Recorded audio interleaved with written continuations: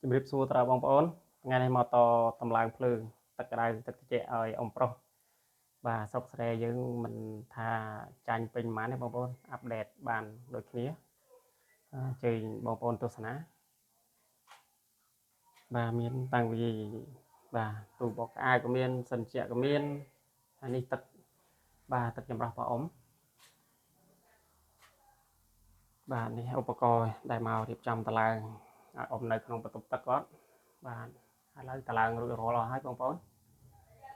បាទអានេះយើងចង់កម្ដៅ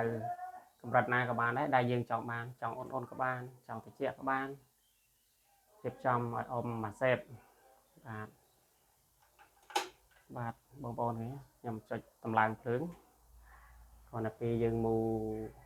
ក្បាលវាទៅគឺវាចេញទឹកមក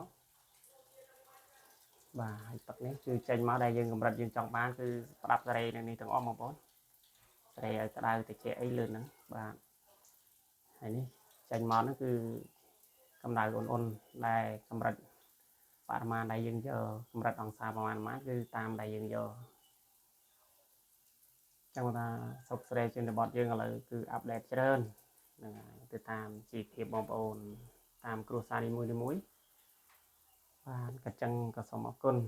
សូមជម្រាបលាទៅដល់បងប្អូនជាទីរាប់អាន